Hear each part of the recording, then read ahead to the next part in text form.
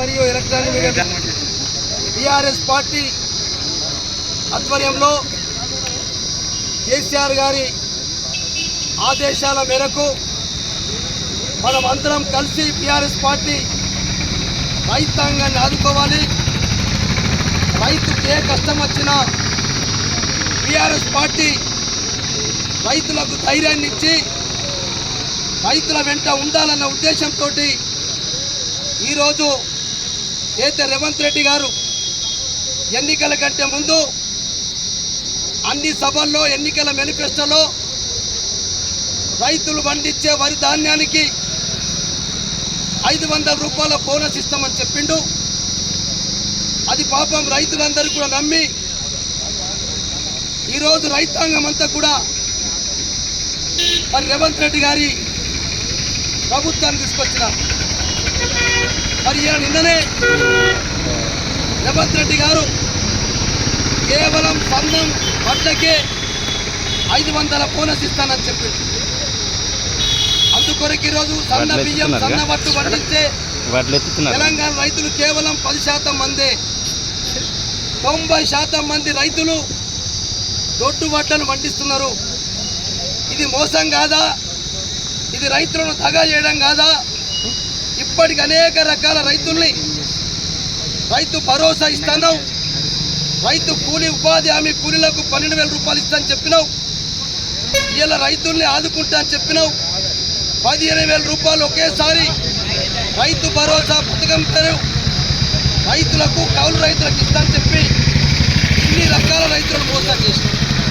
అందుకొరకే రేవంత్ రెడ్డి గారు ఈరోజు మా డిమాండ్ ఒకటే, టీఆర్ఎస్ పార్టీ వడ్లు పండించే ఎన్ని రకాల వడ్లున్నా ఈరోజు దొడ్డు సన్నాలు 2 రకాలు ఉన్నాయి. అన్ని రకాల వడ్ల పంటలకు 500 బోనస్ ఇవ్వాలని చెప్పి మేము ఇలా డిమాండ్ చేస్తూ ఉన్నాం. ఈ డిమాండే కాదు, నువ్వు ఇచ్చేంత వరకు రైతాంగం వెంట ఉంటాం. రైతులతో కలిసి మమేకమై వరి పంట పండించే రైతులను మీరు బోనస్ ఇస్తామని హామీ ఇచ్చే వరకు మా పోరాటం కొనసాగుతుందని చెప్పి కూడా నేను ఈ సందర్భంగా రేవంత్ రెడ్డి గారిని హెచ్చరిక చేస్తా ఉన్నాను. ఇలా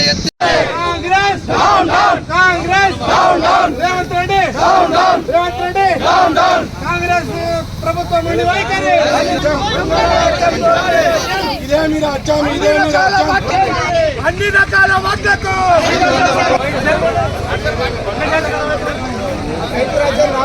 రేవంత్ రెడ్డి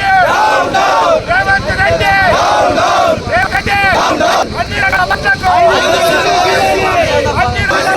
అన్ని రకాల వడ్లకు కేసీఆర్ గారి నాయకత్వం, కేసీఆర్ గారి నాయకత్వం.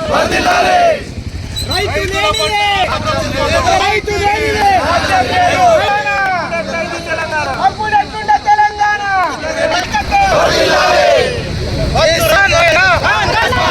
వద్దురా నాయన జై తెలంగాణ, జై తెలంగాణ. వడ్లకు చెట్టు మీది ఇదేమి రాజ్యం, దొంగల రాజ్యం, దోపిడీ రాజ్యం.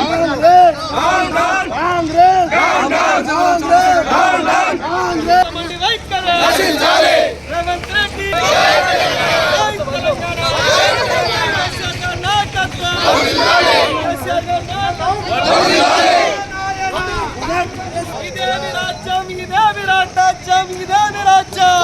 రాష్ట్ర ప్రభుత్వం వంటి వైఖరి, రైతుల పట్ల రాష్ట్ర ప్రభుత్వం వంటి వైఖరి, అన్ని రకాల వడ్లకు, అన్ని రకాల వడ్లకు, అన్ని రకాల వడ్ల పట్ల రాష్ట్ర ప్రభుత్వం వంటి వైఖరి.